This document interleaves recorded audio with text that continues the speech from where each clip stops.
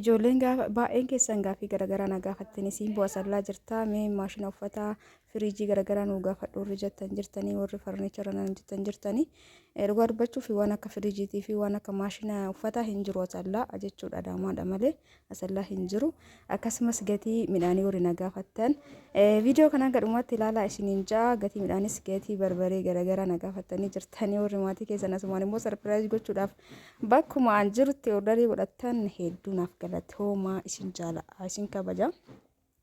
Assalaamu alaykum warahmatullahi wabarakatuh. Akkam nagaa bultanii oltanii hordoftoota kiyyaa warri biyya alaas biyya keessas ta'aniitiin bakkuma jirtanitti na daawwattan hundi keessanuu nageenyi kiyya isin bira haa ga'u isiniin jecha sagalee suuta qaqqabee haasa'utti jira. Maaliif natti hin tolle waan ta'eef namni ni jira mana keessa akkasiin jaa hordoftoota kiyya hundumaafuu viidiyoo kana gadhumatti na waliin turaa dhaggeeffadha. Gatii xaafii warri na gaafattan gatii barbaree kiiloo meeqaan jira xaafiin kumtaalli meeqaa xaafiin diimaan xaafiin adiin warri jettanii na gaafattan warri barbareef shiroo maatii keenya sarpiraayiz gochuu barbaannaa jettanii na gaafattan illee kunoo maasha Allah tabaarakallaa barbareen hedduu bareeda garuu bareedina qofa osoo hin taane nama guba gariin jechuudha dhugaa dubbachuuf barbaree dhiyootan ofii kiyyaa qopheeffadhe hedduu takka nama guba barbareen ka barana seene biyya irratti hundaa jechuu barbaadeeti akkana isiniin jedha ofii gadi bahee hin binne ture yeroo sanii hundumaafuu ammaan tana gatii meeqaan akka jiru isinitti magatii asallaati kana isiniin jedhu gatiin ana dhame boruu hin ta'u hundumaafuu waan irra ammaa isinitti hima namoonni muutu asbeeja garaagaraa maatiif nan jettan inshallah rakkoon hin jiru lakkoofsa kiyya asirra isiniif kaaya ani hojii kamuu isiniif qopheesse gara maatii keessanii isinii erguudhaaf ani qophiidha jechuudha hordoftoota kiyya kanaafu namoonni hojii kiyya jaalattan na jajjabeessitan akka an gara fuuldura cimee itti fuuna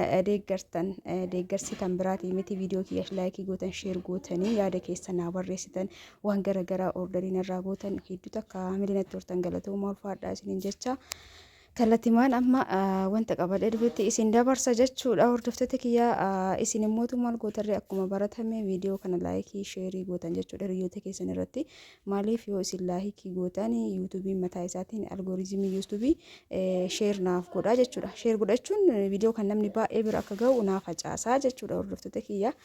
Egaa asitti barbaree bitutti jira barbareen kiiloon birrii meeqa ol jettan akkuma kumtaalli kun hunduu dhaabbatee jiru gatiin isaa garaagara jechuudha isinii galee kanaafu barbaree kana keessaa hunda irra deemee isinitti agarsiisa akka ofii bitellee jechuudha achi keessaa filadhe akkasuma immoo jiddumaan garam isin deebisaa gatii xaafii warri na gaafattan.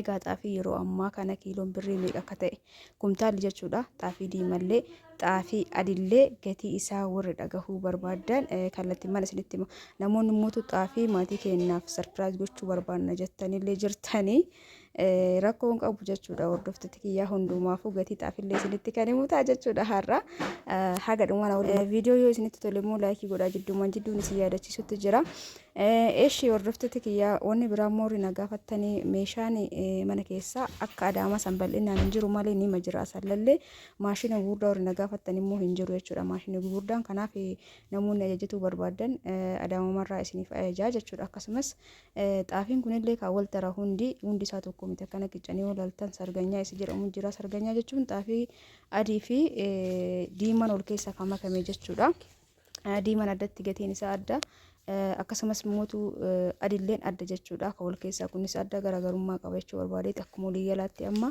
xaafiin adiin kiiloon yookaan immoo kumtaalli tokko qarshii meeqa yoo jettan isinitti hima garbulleen jira egaa hordoftoota kiyyaa viidiyoo kana hundi keessanuu laayikii godha warri barbaadan immoo kara keessaatiin na dubbisa isiniin jaa itti aansuun immoo shiroo barbaree warri orredii godhachuu barbaadan akkasumas meeshaa ramadaanaa teemira garaagaraa warri na gaafataa jirtan teemirri hagammaa hin seenne gatii isaa isinitti himuuf saniif isinirraa jal'ise baay'een keessan gatii na gaafataa jirtanii inshallah gaafa inni seene gatii isinii himuu na wayya jechuun amma waan gatii isaa hin beekneef jechuudha nin jira gizee inni seenetti isinitti hima warri akkasitti maatii keessaniif barbaadan osoo inni gatii hin dabalin ajajatuu dandeettanii jechuudha gizee inni seene anuu viidiyoo irraa hojjedha ammaaf hin seenne na bira hin geenne waan ta'eef akkuma galaatti ni jira jechuudha wanni hunduu ni jira wanni isin barbaadan teemira nama hedduu na gaafate waan ta'eef warri galmuuftan hundi keessanuu gatii kan isinitti himuu didee fi waan seenee gatii isaa of harkaa hin qabneef jechuudha akkasitti akka hubattan abdiin isinirraa qaba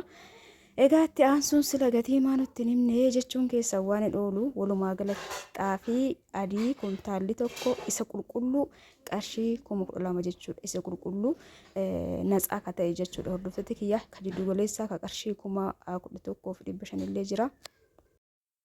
Ka qarshii 10,000 illee jira jechuudha. Akkuma walii galatti akka qarshii 12,000ti. Diimaan kun immoo kuntaalli tokko qarshii 10,000 akkasuma illee hordoftoota kiyyaa hundi keessaniyyuu jechuudha. Garbuun jira. Garbuun kiiloon takka qarshii meeqa isiniif fakkaata? Qarshii 70. 70 baay'isuu dhibbaa jettanii irra ga'uu dandeettan kiiloo jechuudha. Kuntaala isaa gatii meeqa akka ta'e. Boqqoolloon kuntaalli tokko qarshii 4,000 haga 4,500ti. Akkasuma inni illee midhaan irratti hundaaya. Akkana isin ijaa hordoftoota kiyyaa jechuun gatii dhaabbataa miti kuni tarii qannasuu yookaan dabaluu danda'a jechuudha. Ammaan tana gatii amma isin hime malee akkasumas barbaree horii na gaafattan barbareen biyya irratti hundaaya. Barbareen kan nama gubuutu jira hedduutu akka jechuudha. Gizee tokko tokko nama mudata agartanii kuni ka barbareeti bakka kana ni beektan jedhee yaada warra sallaa jiraattanii. Egaa mana kana keessa maamila gizee maraa asii bitan maazariin fa'aa. Kanaafuu anamma achii kunoo kanneen hundaa isinitti agarsiisa. Yoo laaltan noormaalii akkanatti hundi isaatu babbareeda. Halluun isaallee namatti tola.